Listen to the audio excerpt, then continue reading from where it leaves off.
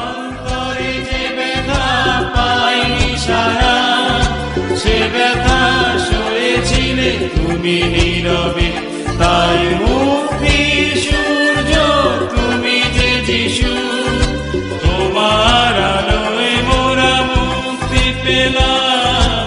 অন্তরে যে ব্যথা পাইনি সারা, সে ব্যথা সয়েছিলে তুমি নীরবে। প্রিয় শ্রোতা বন্ধু, প্রভাত মননে স্বাগত জানাই। আমরা পুনরায় ঈশ্বরের মণ্ডলীর আধারিত অগ্রহণযোগ্য আরাধনার শেষ বিন্দুটি দেখার চেষ্টা করব, যা হবে 8 নম্বর।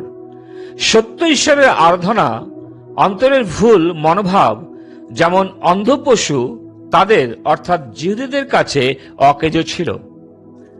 আমরা মালাখি তার প্রথম অধ্যায় 6 থেকে 14 পদ পড়লে পরে তা বুঝতে পারব। আমরা 6 পদে পড়ি, পুত্র পিতাকে এবং দাস প্রভুকে সমাদর করে। ভালো, আমি যদি পিতা হই তবে আমার সমাদর কোথায়? আর আমি যদি প্রভু হই তবে আমার প্রতি ভয় কোথায়?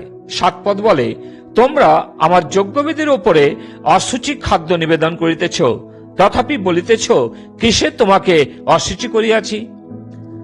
8 পদে বলে, আর যখন তোমরা যজ্ঞের নিমিত্ত অন্ধ পশু উৎসর্গ করো সেটি কি মন্দ নয়? এবং যখন খঞ্জ ও রুগ্ন পশু উৎসর্গ করো সেটি কি মন্দ নয়? তোমরা দেশাধ্যক্ষের কাছে উহা উৎসর্গ করো দেখি, সে কি তোমার প্রতি প্রসন্ন হইবে? সে কি তোমাকে গ্রাহ্য করিবে? ইহা বাহিনীগণের সদাপ্রভু কহেন। আবারও 14 পদে আমরা পড়ি, আর পালের মধ্যে পুং পশু থাকিলেও যে প্রতারক মানত করিয়া প্রভুর উদ্দেশ্যে সদোষ পশু উৎসর্গ করে সে শাপগ্রস্ত, কেননা আমি মহান রাজা, ইহা বাহিনীগণের সদাপ্রভু কহেন। মালাখি ভাবাদি স্পষ্ট মানুষের অন্তঃকরণের অবস্থা দেখিয়েছেন। আজও যখন খ্রিস্ট ভক্তগণ ঈশ্বরের আরাধনা করতে চার্চে যান, তারা কিন্তু রুগ্ন ও অন্ধ পশুর মতোই নৈবেদ্যগুলি নিয়ে যায়, যা ঈশ্বরের দৃষ্টিতে অগ্রহণযোগ্য রূপে গণিত হয়। চিন্তা করুন, প্রভুর ভাণ্ডারে যখন আপনার নৈবেদ্য টাকাগুলি চাঁদাথুলিতে দিয়ে থাকেন, সেগুলির অবস্থা কেমন? অনেক সময় লক্ষ্য করা যায় এমন ময়লা টাকা পয়সা উৎসর্গ করেন সেগুলো বাজারে অচল। প্রভুর সাক্ষাতে যদি হৃদয় মন শুদ্ধ ও পবিত্র থাকে, তাহলে টাকা পয়সা বা যা কিছুই প্রভুর নামে উৎসর্গ করব সেটা পরিষ্কার, শুদ্ধ ও গ্রহণযোগ্য যেন হয়। আরাধনার জন্য হৃদয় মনকে শুদ্ধ ও পবিত্র করতে হবে। অন্যতম আরো একটি কথা যা মালাখি তার 3 অধ্যায় 13 থেকে 15 পদ বর্ণনা করে, তোমরা আমার বিরুদ্ধে শক্ত শক্ত কথা বলিয়াছ, ইহা সদাপ্রভু কহেন। কিন্তু তোমরা বলিতেছ, আমরা কিসে তোমার বিরুদ্ধে কথা বলিয়াছি? তোমরা বলিয়াছ ঈশ্বরের সেবা করা অনর্থক। তোমরা বলিয়া থাকো সদাপ্রভুর সাক্ষাতে শোকবেশে গমনাগমন করাতে আমাদের লাভ কি হইল? আজও কি এটা বাস্তব কথা নয়? অনেকে ঈশ্বরের আরাধনা করতে চার্চে যায়, কিন্তু অন্তরে আশা ও থাকে চার্চ থেকে কি পাওয়া যাবে? চার্চে গেলে আমার লাভ কি হবে? আজও অনেকে ঈশ্বরকে দোষারোপ করে থাকে, কিন্তু যদি কেউ সদাপ্রভুর নাম ভয় করে তবে তার উপরে ঈশ্বর ধার্মিকতার সূর্য উদয় করবেন। ঈশ্বর তার আরাধনা গ্রহণ করবেন। মনে রাখতে হবে, যদি 2 রকম হৃদয় নিয়ে সদাপ্রভুর সম্মুখে উপস্থিত হয়, তাহলে তিনি আমার আরাধনা গ্রহণ করবেন না। ঈশ্বরের আরাধনা করার জন্য আপনি ঈশ্বরকে কি দিচ্ছেন, নাকি শুধু তার নিকটে শুধু পাওয়ারই আশা করছেন? রাজা দাউদ হোম বলি উৎসর্গ করতে চাইলেন যেন মহামারী নিবৃত্ত হয়। তখন অরৌনা রাজাকে বলিদানের জন্য সমস্ত কিছু বিনামূল্যে দিতে চাইলেন। ঠিক সেই সময়ে দাউদ রাজা বললেন 2 শামুয়েল 24 পদে, কিন্তু রাজা অরৌনাকে কহিলেন, তাহা নয়, আমি অবশ্য মূল্য দিয়া তোমার কাছ থেকে এই সমস্ত ক্রয় করিব। আমি আমার ঈশ্বরের উদ্দেশ্যে বিনামূল্যে হোম বলি উৎসর্গ করিব না। পরে দাউদ 50 শেকল রৌপ্য সেই খামার ও বৃষগুলি ক্রয় করিয়া লইলেন।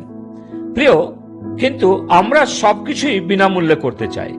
চার্চে যে ফ্যানের হাওয়াতে শরীরের আমরা শীতল করছি সেটাও বিনামূল্যে। কখনো ইলেকট্রিক বিলের কথাও চিন্তা করে চার্চে কোনো অর্থ আলাদা করে দিই না। কিন্তু শক্ত শক্ত কথা বলে থাকি। যেমন আমোস তার 5 অধ্যায় 21 থেকে 27 পদে সদাপ্রভু বলেছেন, আমি তোমাদের উৎসব সকল ঘৃণা করি, অগ্রাহ্য করি। আমি তোমাদের পর্বদিনের আঘ্রাণ লইব না। তোমরা আমার নিকটে হোম ও নৈবেদ্য উৎসর্গ করিলে আমি তাহা গ্রাহ্য করিব না, এবং তোমাদের পুষ্ট পশুর মঙ্গলার্থক বলিদানও দৃষ্টিপাত করিব না। আমার নিকট হইতে তোমার গানের শব্দ দূর করো। আমি তোমার নেবল যন্ত্রের বাদ্য শুনিব না। যেহেতু তারা ঈশ্বরের উদ্দেশ্যে পবিত্র হৃদয়ে তার নিকটে যায়নি, মন্দ কাজ করেছে, তাই ঈশ্বর কোন আরাধনা গ্রহণ করছেন না। যিশাইও তার 1 অধ্যায় 11 থেকে 20 পদে যখন আপনি পড়বেন, আপনি বুঝতে পারবেন লেখা আছে, তোমার বলিদান এবং ধূপ আমার ঘৃণিত। স্পষ্টভাবে এই কথা শোনার পরেও ইসরায়েল জাতি ধর্মধামে নৈবেদ্য উৎসর্গ করত, কিন্তু ঈশ্বর তা গ্রহণ করেননি। তার প্রমাণ স্বরূপ প্রভু যিশুকে পবিত্র নির্দোষ বলীকৃত হবার জন্য পৃথিবীতে আসতে হয়েছিল। প্রিয়, আপনার হৃদয়ে প্রভুর সাক্ষাতে কেমন? গ্রহণযোগ্য নাকি অগ্রহণযোগ্য? আসুন আমরা পরীক্ষা করি, যেন ঈশ্বরের নিকটে আমাদের আরাধনা অগ্রহণযোগ্য রূপে উপস্থিত না হয়। প্রভু তিনি তার বাক্যে আমাদের আশীর্বাদ করুন। পিতা ঈশ্বর, তোমাকে ধন্যবাদ দিই। হ্যাঁ প্রভু, অনেক সময় আমরা জানি না, আমরা বুঝতে চাই না যে আমরা এক মন্দ হৃদয় নিয়ে প্রভু চার্চে যাই।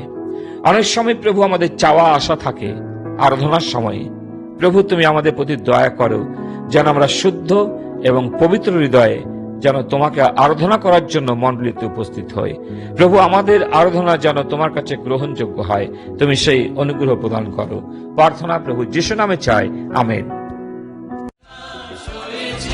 তুমি নীরবে তাই